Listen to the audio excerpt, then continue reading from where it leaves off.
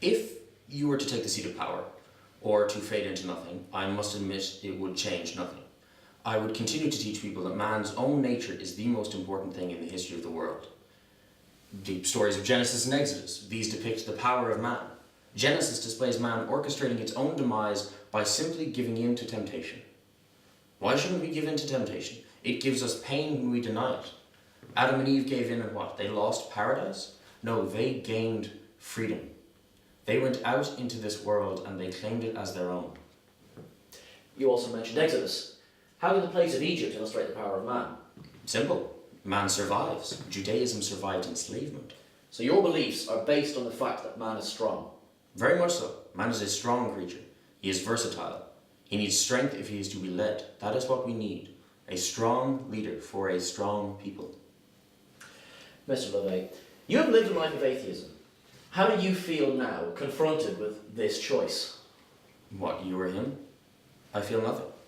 If I am right, then neither one of you is here today, and nothing you have said or done will make any difference. If, however, this is true, and you are really here, then I would pledge myself to you, because I need there to be a strong opponent to her.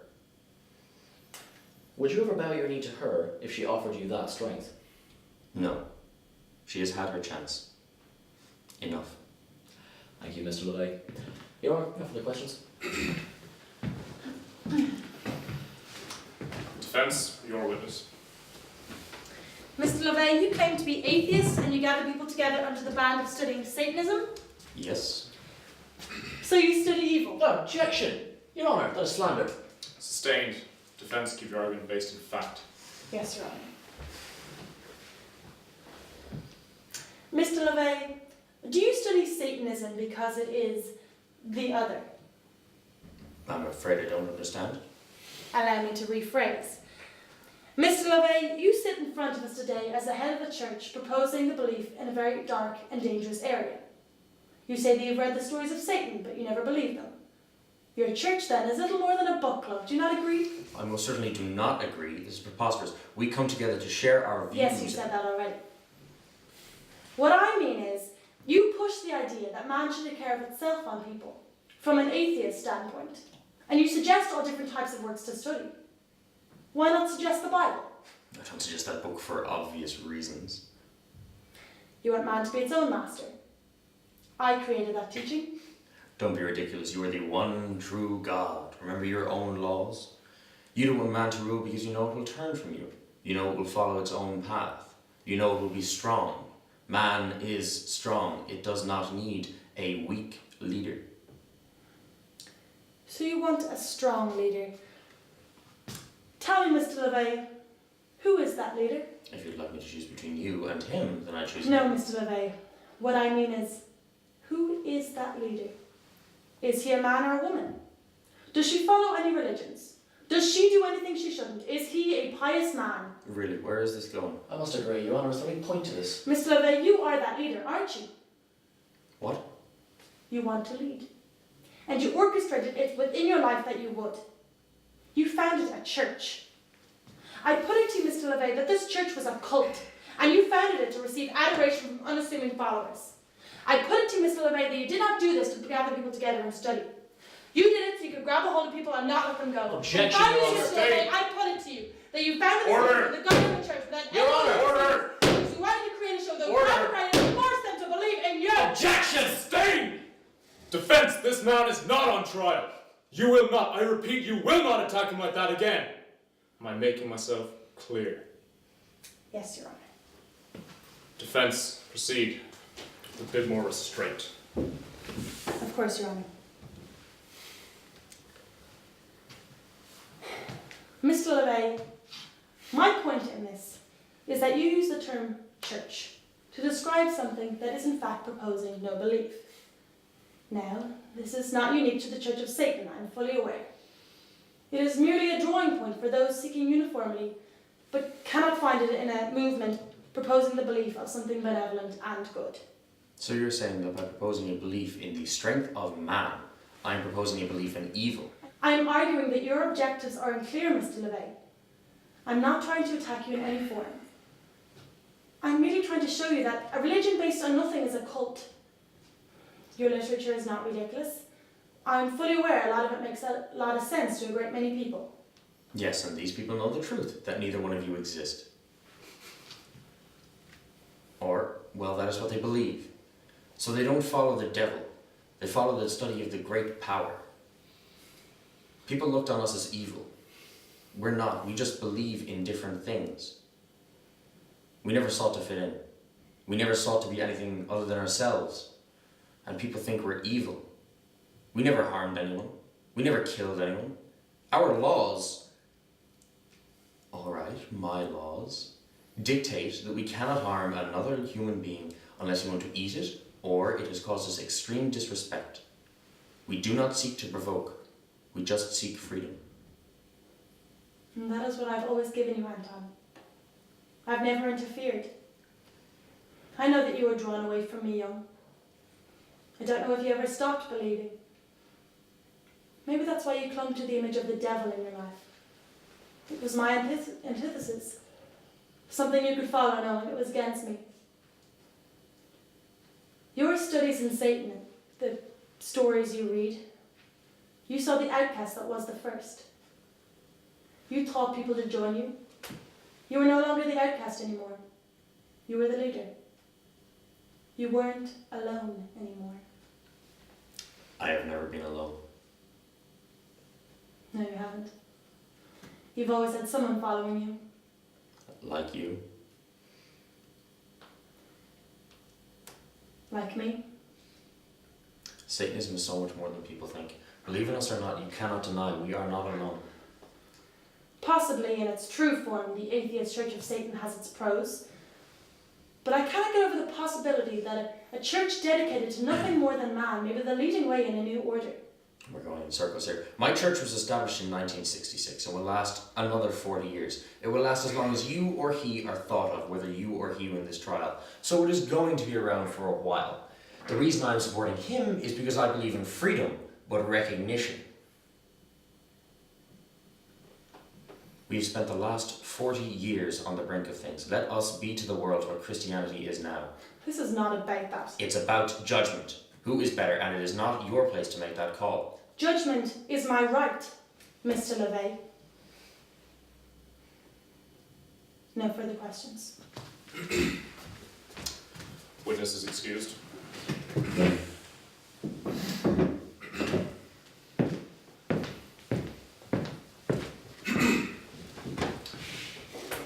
Court will now take a short recess.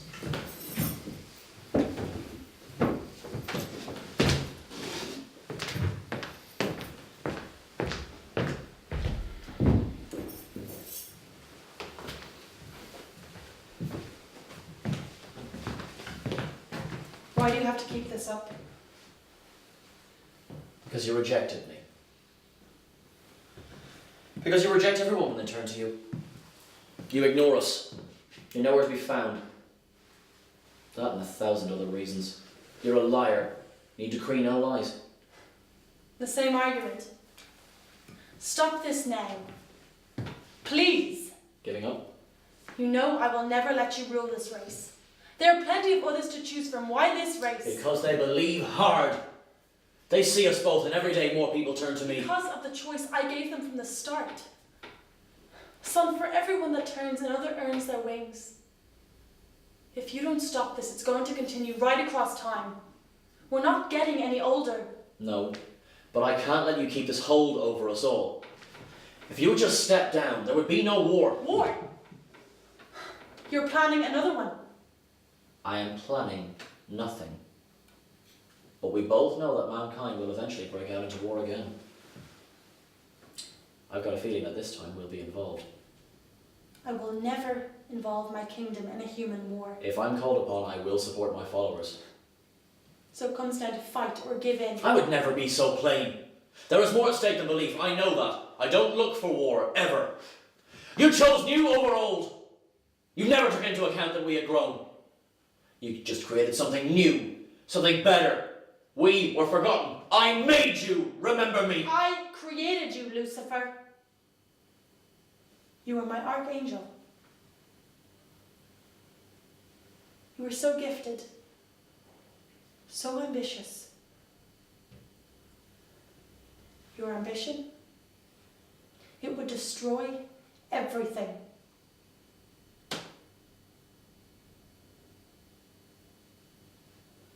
You were a mistake.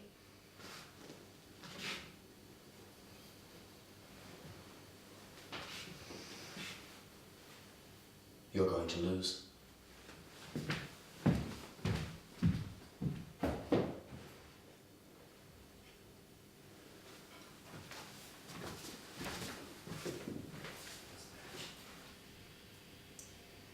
All rise!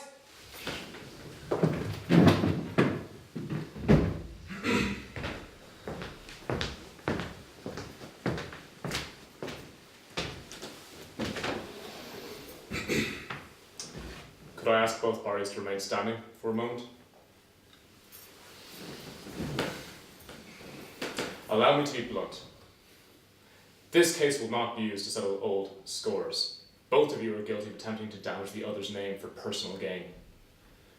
May I remind you both that this case has extremely far-reaching consequences. Defense, your conduct with the last witness will not be tolerated again. Forgive me, Your Honour. This case decides the future of the human race. This is not about conquest, this is about choice. Please respect that. Yes, Your Honour. Yes, Your Honour. Prosecution, you may sit. Defense, please call your first witness. Defence calls Father Mychal, Judge.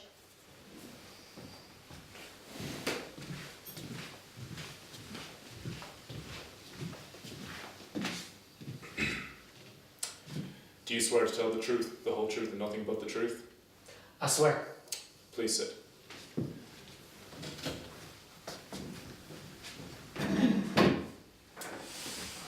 Father Judge, thank you. Your fame was achieved through your death, was it not? Yes, sir. Please tell us about it. Well, I'm a number. I was the first official victim of the September 11th attacks. And while the people on the plane certainly died first, you were listed as victim 0001. Father Judge, why do you think that is? I'm certain it's because mine was the first body to be recovered. You are certain that your religious standing had nothing to do with it? I don't see what you mean. You were a priest. The fact a priest was listed as the first to die ensured your title of St. Michael the Martyr. Well, still, I think it's more likely that it's because mine was the first body carried out. Forgive me. What I mean to say is, the people chose to give you the title of victim number 1 that day. You were, if I'm correct, present to attend to the wounded? That's correct. And there were a great many dead before you. Father Judge, my point is to show how strongly the people's faiths materialised on that day. Do you not think that there was a certain romanticism behind naming a member of the church as the official first death? I do understand your point, but I can't say for certain. Nor can I, of course. However, since your death, there have been thousands of deaths recorded from that day, and many moving testimonies from survivors.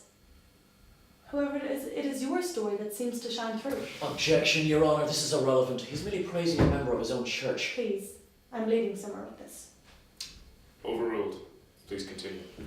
Thank you, Your Honour. Father, your story is an extremely human one. Does anyone else not find it odd that a member of a religious organisation be given such high status over the other people helping that day that died? Father, I will ask you to please describe to the court your life and death. Certainly, sir. Well, I'm not perfect. Far from it.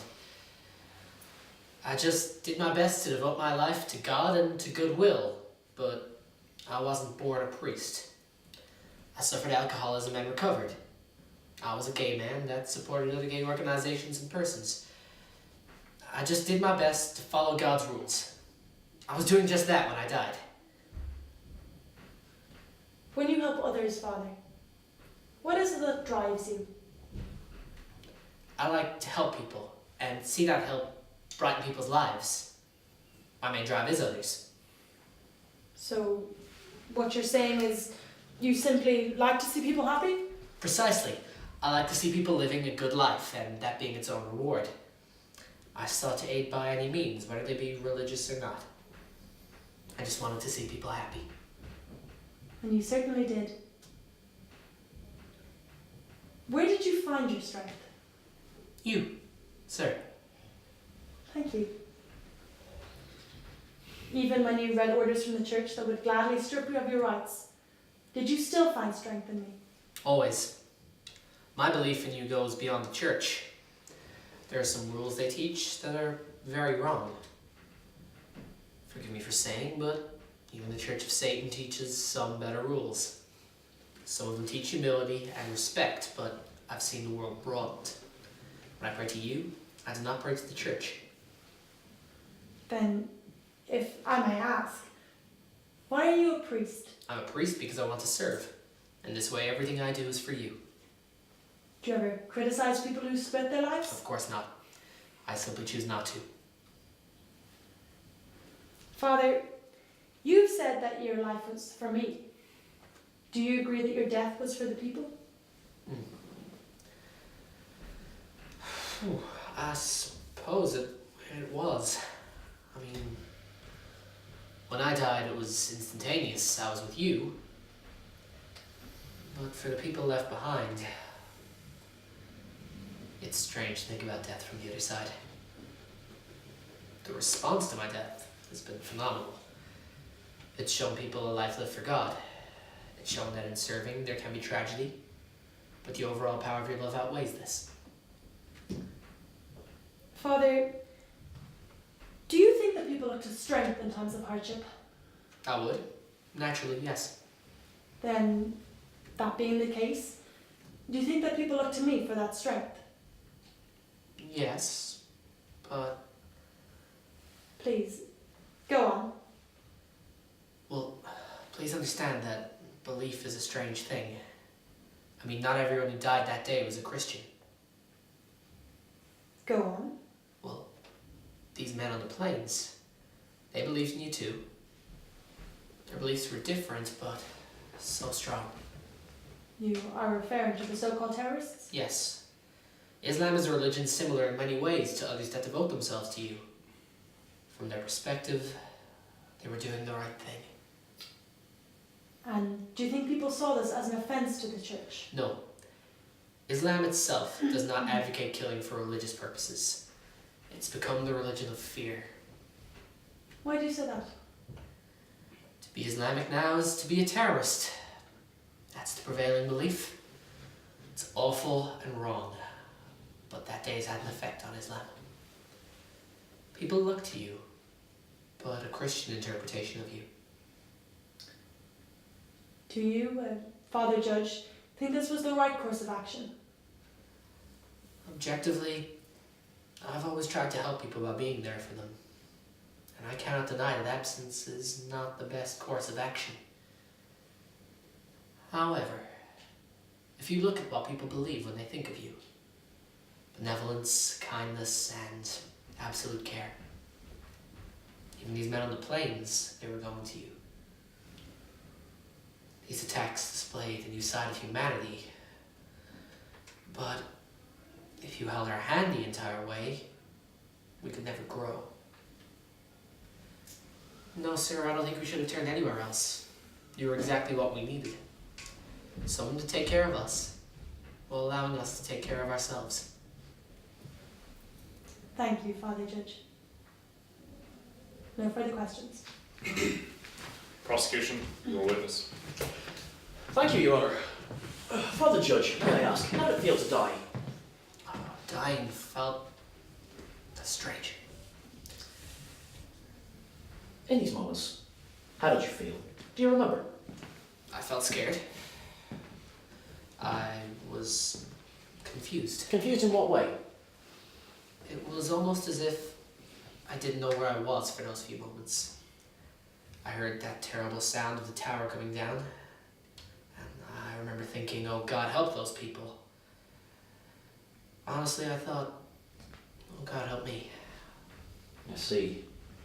So, this pain, this confusion, this horror, without overstating my case, was your last few seconds on Earth. Yes, sir. Did you feel loved in these moments? I didn't have time to think about it. But as you said, and indeed as is the case, God's love is ever present and eternal, is that correct? That's when someone is going through the horror of that situation, they can be forgiven for not feeling everything around them. Oh, please forgive me, sir. This is not an attack on yourself. I recognise that the experience in the towers was a new kind of terror. No, what my point is, Father Judge, is that if God's love is ever present and eternal, then surely the signs of it must be also. That is the claim, isn't it? That although you cannot always see or hear him, he's always there, correct? Yes, But you didn't feel him with you in these moments, he abandoned you. that's not true. But you didn't feel his presence. There was a lot happening. But surely you would have felt it anyway, as you feel your heart beat and your lungs breathe. My point, Father Judge, is that you did not so much feel his presence as you felt his absence. I disagree. And that most certainly is your right. But I must argue that for a leader to have the right to lead, their presence must be felt. His was not. These are the most important moments of your life, and he was not there. They were not the most important. Oh? These moments were important only because they were the last. But they were not the most important. God has been with me since before I can remember. I didn't feel any absence. Nothing was missing. I just felt scared. I understand. Now, I want you to think this one through very carefully. Did you, at any point, feel anger? Anger for whom? For whomever or whatever had caused it. I didn't have time to register those kinds of feelings. So, as those buildings collapsed and all those people died, you didn't feel one bit of anger. It isn't relevant. It isn't relevant to feel angry at those responsible for that atrocity. I would never have permitted any such event to take place. Do you feel angry now that I didn't? What do you mean? Objection, Your Honour. Overruled. Witness will answer the question. If you could have prevented the